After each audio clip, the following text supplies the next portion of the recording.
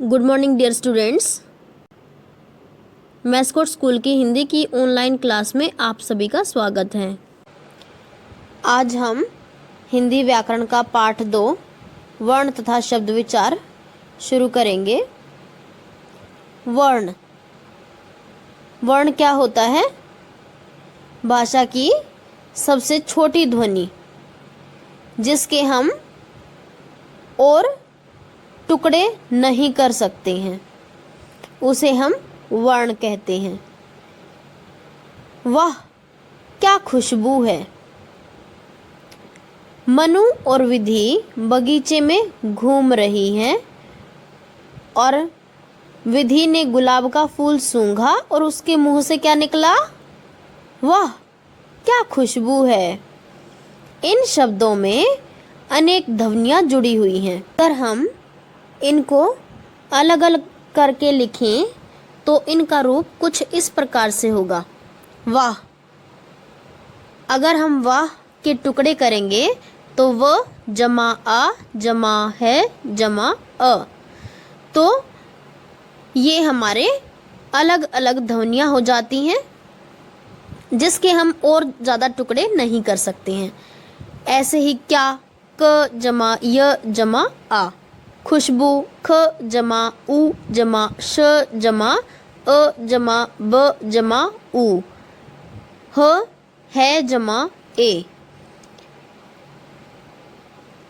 इन ध्वनियों के और टुकड़े नहीं किए जा सकते, अर्थात ये सबसे छोटी ध्वनियां हैं। ओके, इन्हीं ध्वनियों को हम वर्ण कहते हैं। इस प्रकार भाषा की सबसे छोटी ध्वनि वर्ण कहलाती है। यह हमारी वर्ण की परिभाषा है।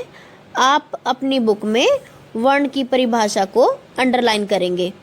वर्ण के भेद। वर्ण के 2 भेद होते हैं, स्वर व्यंजन।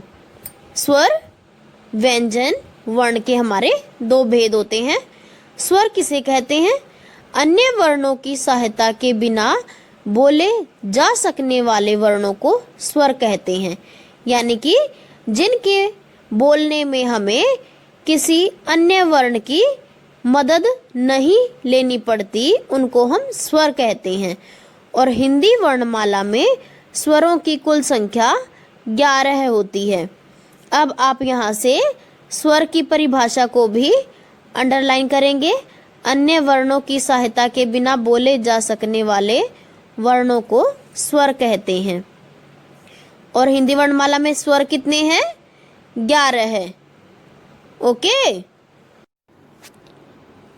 ये हमारे 11 स्वर कौन कौन से हैं? ए, आ, छोटी ई, बड़ी ई, छोटा ऊ, बड़ा ऊ, री, ए, ऐ, ओ, औ। ये हमारे 11 स्वर हैं। उच्चारण के आधार पर स्वरों को 2 भागों में बांटा गया है, ह्रस्व स्वर और दीर्घ स्वर। ह्रस्व स्वर वे स्वर होते हैं जिनके उच्चारण में मीन्स जिनके बोलने में कम समय लगता है। ये संख्या में 4 हैं।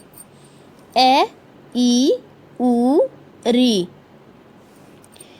दीर्घ स्वर वे स्वर होते हैं जिनके उच्चारण में अधिक समय लगता है, यानी कि जिनको बोलने में ज़्यादा समय लगता है, वे हमारे दीर्घ स्वर होते हैं। और ये संख्या में 7 हैं। आ, ई, उ, ए, ऐ, ओ, औ। देखो, इनको बोलने में हमें ज़्यादा समय लग रहा है ना, तो ये हमारे कौन से स्वर हैं? दीर्घ स्वर। और ह्रस्व स्वर हमारे कौन से होते हैं? जिनके बोलने में कम समय लगता है। I hope you understand. व्यंजन स्वरों की सहायता से बोले जाने वाले वर्णों को व्यंजन कहते हैं, यानी कि जो वर्ण हमारे स्वरों की सहायता से बोले जाते हैं, यानी कि स्वर हमारे कौन से हैं? ये 11 स्वर। इन 11 स्वरों की मदद से जो हमारे वर्ण बोले जाते हैं उनको हम व्यंजन कहते हैं। आप यहाँ से व्यंजन की डेफिनेशन को अंडरलाइन करेंगे। व्यंजन की परिभाषा है ये, ओके, आप इसको अंडरलाइन करेंगे। हिंदी वर्णमाला में व्यंजनों की संख्या 35 है। व्यंजन कितने हैं? 35 है। और स्वर कितने हैं? 11 हैं।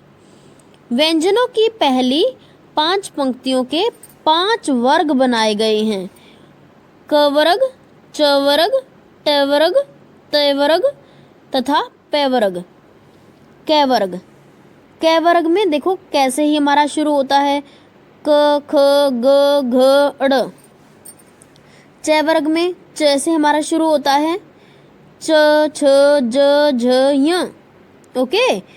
ट वर्ग में हमारा ट से शुरू होता है, ट ठ ड ढ ण। त वर्ग में हमारा त से शुरू होता है, त थ द ध न।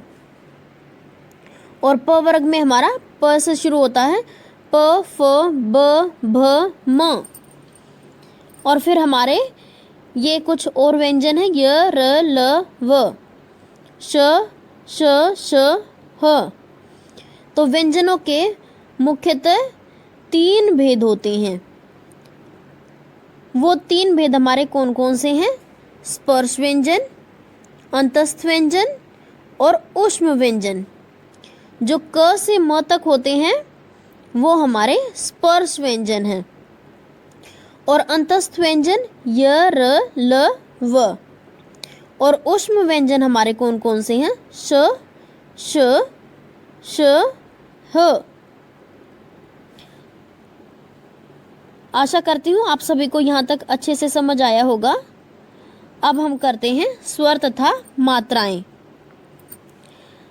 स्वर तथा मात्राएं, स्वरों का प्रयोग 2 प्रकार से किया जाता है, अपने मूल रूप में तथा व्यंजनों के साथ। जब हम किसी स्वर को किसी व्यंजन के साथ मिलाकर लिखते हैं तो स्वर के स्थान पर एक विशेष चिन्ह का प्रयोग करते हैं और जिसे उस स्वर की मात्रा कहा जाता है।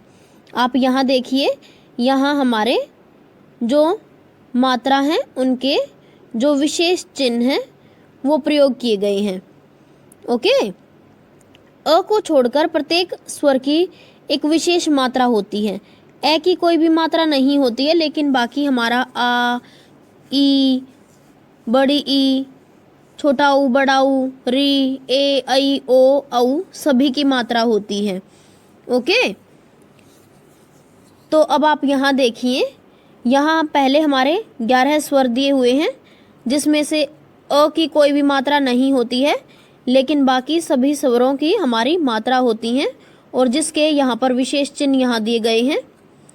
तो अब आप यहाँ देखेंगे जो स्वर मूल रूप में हमारे यूज हुए हैं, ठीक है, यानी कि बिल्कुल यूं के यूं हमारे यूज हुए हैं। अ अमन, आ आन, ई इस, ई ईश, उ उधर, उ ऊन, री ऋण, ए एक, ऐ ऐनक, ओ ओज, औ औरत।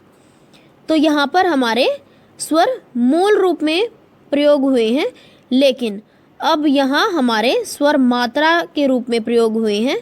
जैसे अमन, अमन, लेकिन यहाँ पर अ की कोई भी मात्रा नहीं होती है तो ये सिर्फ हमारा खाली मन ही रह जाएगा। आन, अब आन यहाँ था, आ लगा था तो यहाँ पर हम आ की मात्रा लगा देंगे। राज, अब यहाँ आप बीच में देखिए र और ज के बीच में आ की मात्रा का जो विशेष चिन्ह है वो यूज हुआ है। हिरण, छोटी की मात्रा लगी है। दीपक, बड़ी की मात्रा लगी है इसमें हमारी। धुन, छोटे ऊ की मात्रा लगी है। फूल, बड़े ऊ की मात्रा लगी है। सृजन, री की मात्रा लगी है। खेल, ए की मात्रा लगी है। पैसा, ऐ की मात्रा लगी है। भोर, ओ की मात्रा लगी है। पौधा, औ की मात्रा लगी है। अब आप यहाँ देखिए, यहाँ हमारे विशेष चिन्हों का प्रयोग किया गया है इन शब्दों में। अभी हमने स्वर, व्यंजन तथा स्वर की जो मात्राएं हैं उनके विषय में पढ़ा। वर्णमाला में स्वर और व्यंजनों के अलावा कुछ अन्य ध्वनियाँ भी शामिल की जाती हैं, जिनके विषय में हम कल पढ़ेंगे। आशा करती हूँ आप सभी को वर्ण, स्वर, व्यंजन इन सब के बारे में अच्छे से समझ आया होगा। आप अपनी बुक में इन सभी की परिभाषा रेखांकित करेंगे व उनको याद भी करेंगे। Okay, bye.